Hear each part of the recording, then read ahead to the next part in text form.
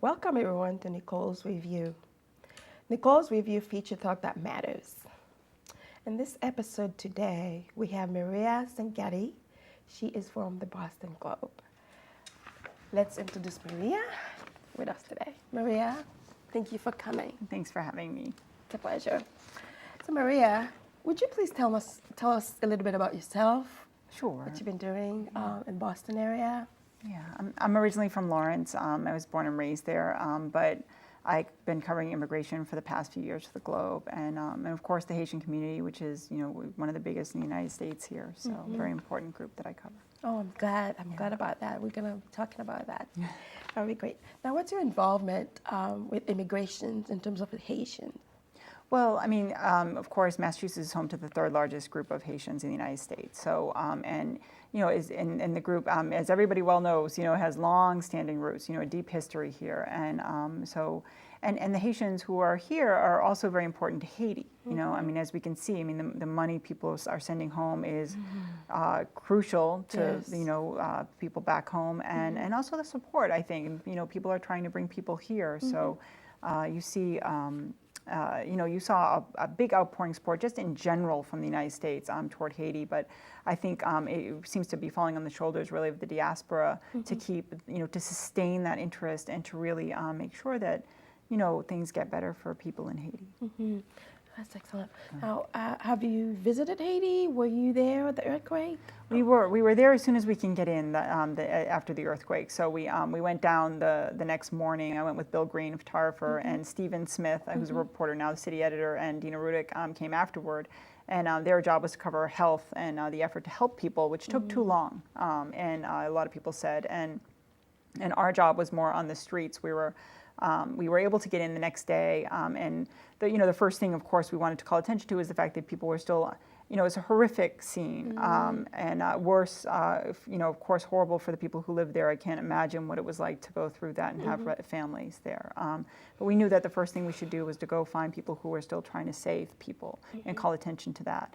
And then we went to the hospitals, like the Doctors Without Borders hospital, where people were, who had miraculously survived this horrific disaster and were on the ground, sick and in some cases, unfortunately, dying because aid was taking too long to get in. Yeah. And I will say, people kept saying, from outside, they're worried about security and things like that. And it's right to worry about those things, but I think the media, we got in and we were fine, and people were incredibly gracious to us at a time of horrific loss. And I've covered a lot of disasters, and people are often like that, but I've never really experienced that kind of strength and grace. It was really, I think it will stay with me forever how incredible people were to us. So that's amazing. Yeah, they were amazing. People are amazing there. And such a strong survivors. And ingenious people. That's the other thing. You sort of look at United States and how we deal with hurricanes, like, oh no, and people were in the face of this tremendous loss. People in the first weeks were helping each other. There was protecting each other, and also you would see students who they would hook up laptop computers to car batteries and then make phone calls internationally to people in Boston. And we were witnessing that, and it was just extraordinary ingenuity. And so, with that kind of intelligence and hard work, you can see how, Haiti can rebuild, but just the help that's needed there, I think, cannot be overstated. Yeah. So much help is needed. So. I think more help, the more better it is. Now, while you were there, speaking about security, where did you stay? How did you survive? We went down, really, we went with a jar of peanut butter and some bread, and we expected to sleep on the street. And what happened though is, which is how, frankly, it's been usually when I cover disasters. Usually we're sleeping in the car, sleeping outside, or in a waterlogged hotel or something. But in this case, we were one of the first ones in. So, outside, it was really one of the most horrific scenes I've ever seen in my life, of course. And, there were, it was just a lot of death, a lot of destruction, and it was really horrible to see, to have to ask people about and to try to provide news that would help. so that people understood the scope of the disaster. It wasn't some small disaster, that people needed help quick and faster than they got it. And I, came in, but there were the first couple of days, that we were doing a lot of stories about, the help that was needed, and people were dying and getting dehydrated, and people needed to come quickly. So that was important, but we ended up finding a hotel that was empty and that had a wooden structure. So it was a bit of a miracle, and we were very fortunate for that. Yeah. So, we had a place to stay, and very quickly we were able to get internet. So you saw the dispatches coming very quickly. I remember going in the morning to the Doctors Without Borders Hospital and seeing the line of people outside and the locked gates, and going up and saying to a doctor, there were people outside, and they said, we're waiting for help. And so, but what was wonderful is that we were able to quickly go back and tell that to whoever was reading Boston.com and hopefully beyond, that. And so that within a matter of hours, we were able to take the voice from the streets in Haiti and bring it back to the United States. And that was, and Steve Smith also, my colleague, did a wonderful story about people on the medical teams who were sent down who wanted to get out into the streets, and they were kind of being held back. And by doing those stories, that helped release people, and that was vital, I think. Yeah, I saw a lot of news pouring in. I remember it was amazing. I read something about Steve too. That was such a wonderful piece. I remember a lot of Haitians talked about it at the community. It was excellent. Right. Now, how many times have you been back since the earthquake? I think we went back three or four times in all. I mean, I think Steve might have gone more, I think.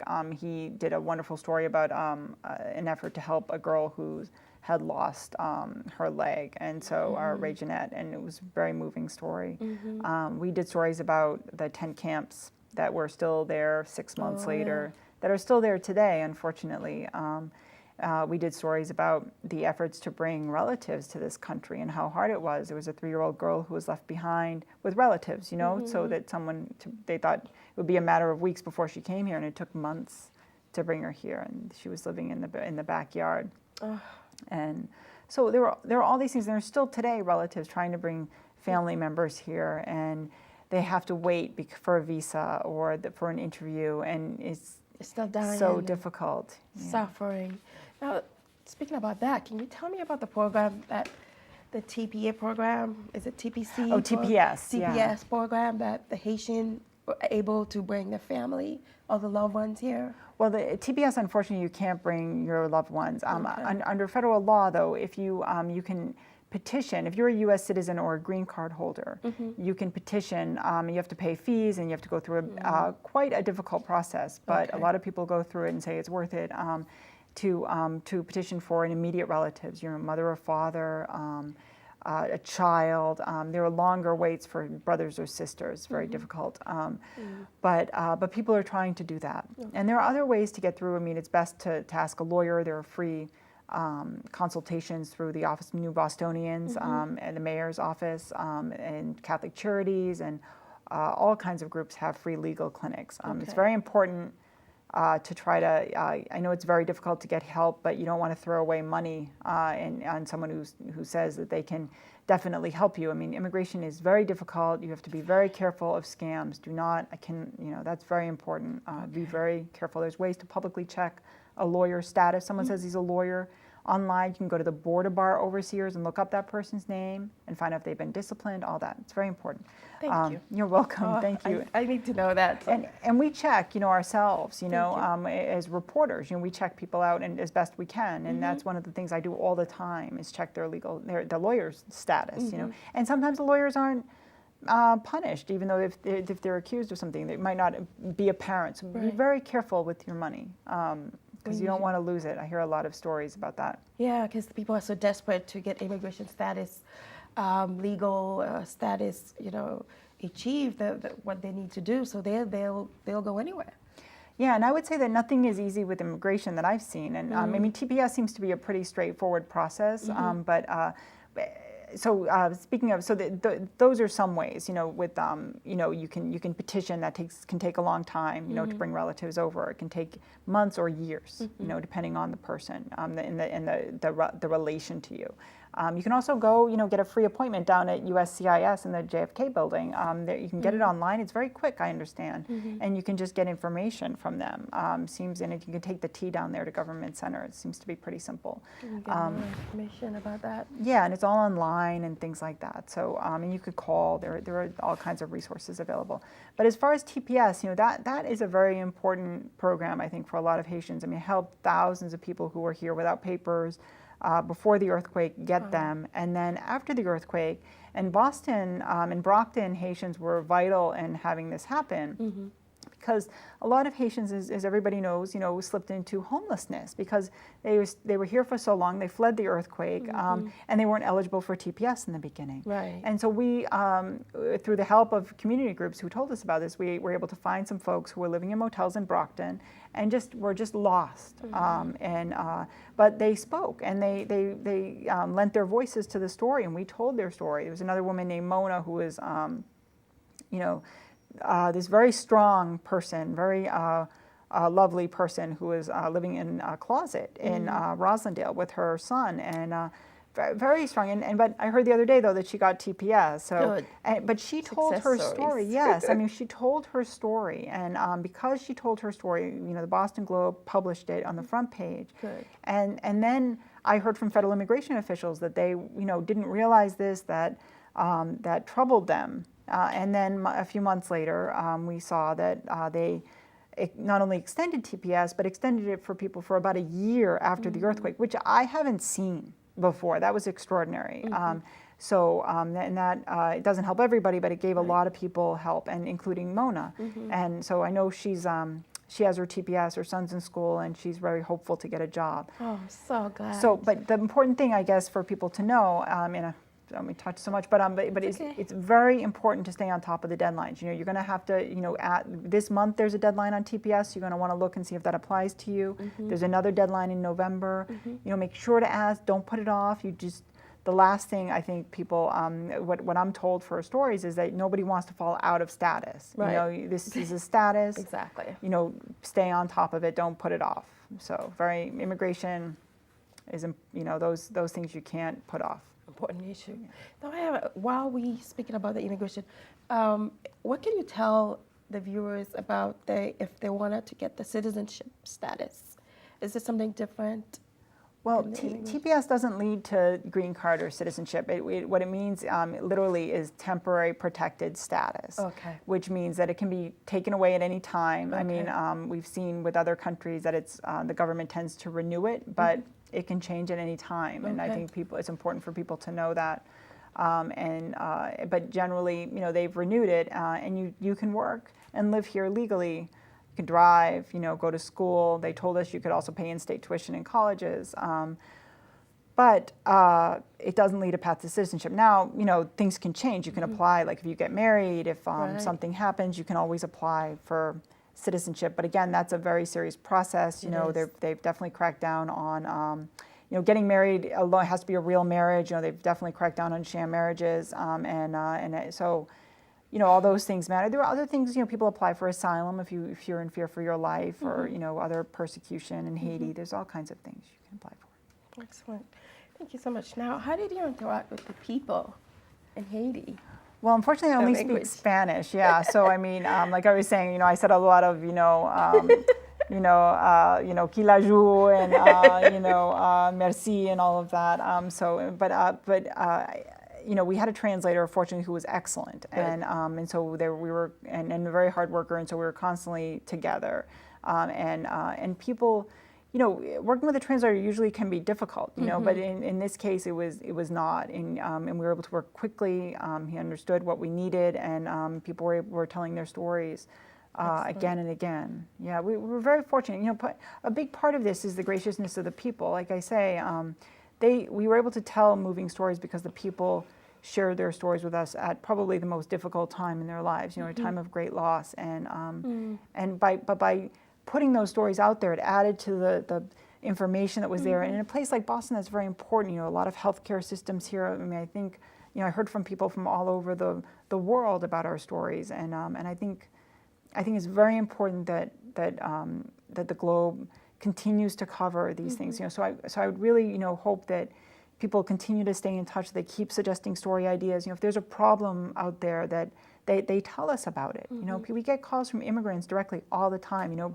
People who are in jail, or people who are in trouble, or people who have been ripped off by lawyers. I mean, it's very important, I think, to lend your voice. And TPS is a perfect example. Like, if people hadn't spoken up, I'm not sure how long it would have been extended for the people who came afterward. It was very good that they did. I'm very excited about that. If they didn't speak out, we wouldn't have this. Yeah. And I'm hoping it lasts as long as they reconstruction Haiti, because there still is construction, all that, and nothing happened. Yeah, and that's kind of the debate, with immigration, is that people will say, well, some people think that TPS shouldn't be renewed, or it shouldn't be. People should perhaps, like from El Salvador or other countries, like perhaps go back and help rebuild it. But other people say no. People need help to rebuild, and the people here are helping send money back to rebuild. So that's part of the engine. So, but my job is to tell stories. So I think it's good that people told that story, and then that debate can kind of come out. And spread it. And Yeah, now, was was that one of your major tasks? The stories, getting the stories out, or?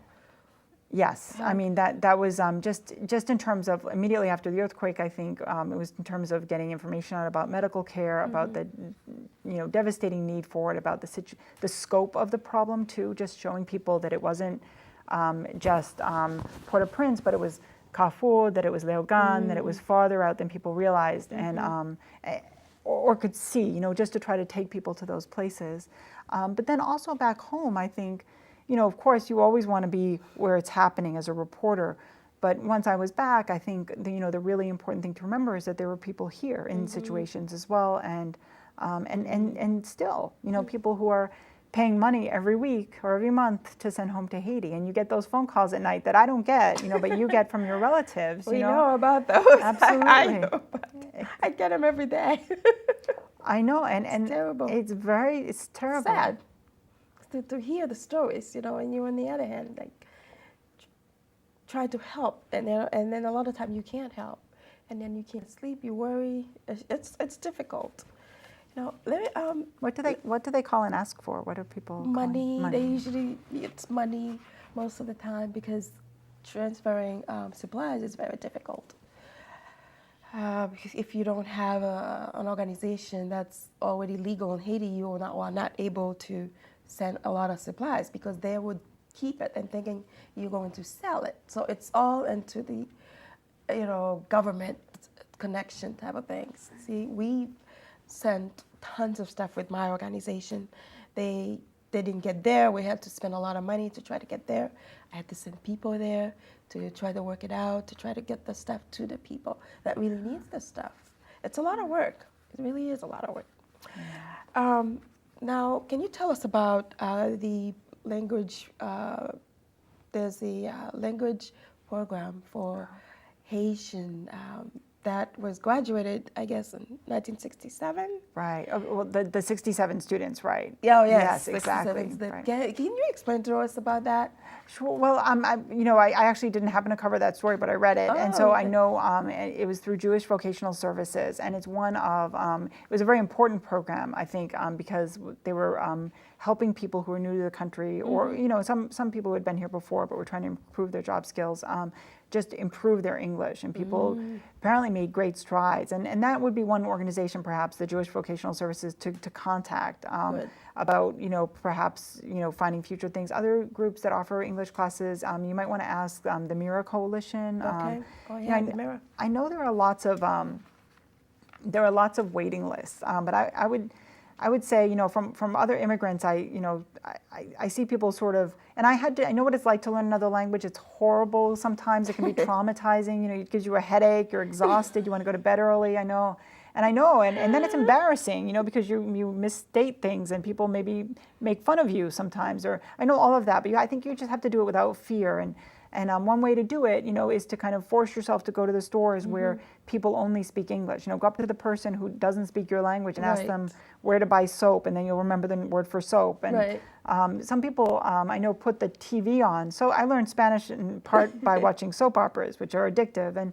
and people would, and I met some folks from Mexico who were telling me they put the SAP channel on, like for people who can't hear, and they put the words underneath. Okay. And they turn their house into a little language lab. So they watch the TV in English, and then the language comes underneath it. And it gives you a break because you don't have to talk back to the TV. Yeah, it's a good hint.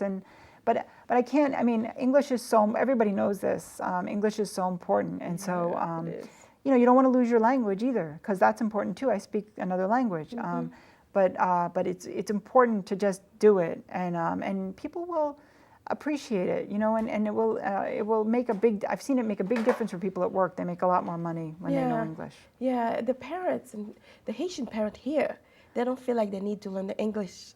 They don't need the language because they have the student to have, the children to take them places. So that's another thing I'm working on with my organization, having some program where the Haitian would be able to go to school, our parents, and learn English. It's working now at the church. There's a lot of people having a class in the afternoon teaching my mom. She's 72. She's still going there. Really? I think it's a 3 months per. She loves it. She gets up. She's excited. She comes home. She's saying, "I love you." She's That's and great. I just feel so amazed by this. Yeah. And when I see that, I think it's a great thing to do for a lot of Haitian culture. They should probably focus on that, and churches and collations and yeah. I think it's well. I mean, and the thing is too. I think sometimes people feel like they don't need it, but I think sometimes it's it's just so hard. You're working so much. It is so tiring, as to learn another language. It can be. I was an adult when I learned Spanish. I was in my 20s, and it was it was really tiring. And the idea of doing it while if I were raising children and having a job would be tough. But at the end of the day, it makes all the difference in the world, because you really want to put everything in your child's hands. You have to be careful with that, because sometimes you can lose control of the child and you don't know what they're saying. And and even if the child, sometimes people make fun of you. Even your kids tease you about your language skills, and so what? Because you're in charge. And the bottom line is, when they turn 30, they're going to be very grateful for all your sacrifices. They're just maybe too young to realize it now. Yeah. But when they're older, and I hear people talk about their parents all the time, and how their sacrifices coming here made them who they are today. Very difficult. It's a huge thing. Yeah. Now, what do you know about the mass director that stepped down? What was his name? Richard Chacon. Richard Chacon. Yeah, well, I think he went to work at MIT. He used to be a Globe reporter, and I think it was just his time to go. And they've hired someone new, and not an immigrant, but I think she's from Puerto Rico, so she probably understands language barriers and stuff like that. So it'd be interesting excellent. change. I'm glad. Yeah. Now, when were you in Haiti? Did you experience any assault on women? Did you see anything going like that on the street? Because I had a student that I sent to Haiti. She came back to Harvard and shared some stories to the other student that I was running the group Haiti for Caucus Haiti for Harvard, and it was devastating to hear the story how. I guess when they break out of jail, and then these people outside the street, nobody were able to find them, because they're among all the people that lost their houses. So it's difficult for the security people to find them. So they were going around, raping girls, and it was such a sad story to hear. Do you know anything about that? We did hear a lot of stories about that, about both for rape, and also for stealing things, and just general insecurity. And I think it unfortunately as things sort of stabilize, I think it probably got worse, because there's so much impunity, and I know people are trying and working hard to change that, but I think the situation is dangerous. And I think for Haitians more than anyone, I think for us coming in the beginning, and we come in first for short stints, I didn't feel that insecurity myself, but I think for people who are visiting, who are Haitian, who people might think are bringing money, and I think it's very dangerous. I know some people who canceled their trips before the elections back home because it was just too dangerous for them, which is hard. It makes everything worse, right? But it's how people are living. It's the reality of things right now, and I think live it. They just have to live the life. It's just their life. Like, my parents, I took their passport away because they wanted to go, because they wanted to see the loved ones that die, and I couldn't let them go deal with that, but I let them go last couple months. I waited for a year and a half and 2 years to let them go and put closure on that. And I know in my culture, Haitian culture here, there's a lot of people still dealing with that. They just can't face it. They don't want to go back, or they're just too scared to go back. It's just devastating to know. Well, one story I'm really interested in telling, if anybody knows somebody in this situation, I know a lot of people who are planning to retire in Haiti. Because it's beautiful, and it's their culture, and it's it's nice to be around people like who are are your people, your family. Culture, Yeah, it was really it's they're grateful to be here, but it was it's just nice to be in Haiti, and now are thinking twice about it, and now they're at retirement age. They really want to retire in Massachusetts where it's freezing in the winter, and they would rather be back in Haiti. And so I'd love to hear stories from people like that, like who are sort of trying to make that decision, and or putting it off, or what that is. I would really love to hear about that too. Yeah. And another thing that I've heard about too, and I'm not sure how this is going, but of people who lost houses in Haiti but had taken out money on their houses here to try to, it's almost like another foreclosure crisis, where people are in this debt and they've lost everything back home. That's something else would be good to write about. Yeah, that's what my parents are doing right now. They lost 2 houses, and then now they took all the money here and sent there to finish the house. Oh, yeah, we can talk about that in another session. That's a good Absolutely, we should definitely talk about that. Now, what would you like to share with us, something positive for the Haitian community here, to to talk about immigration and make them feel really good about themselves, and there's hope for them here in Massachusetts? Well, I mean, I guess just to show, well, there are a few things, right? I mean, so certainly you have this situation with TPS, and you at least have that ability to work and that ability to stay here legally. I mean, a lot of people are here legally and are U.S. citizens already.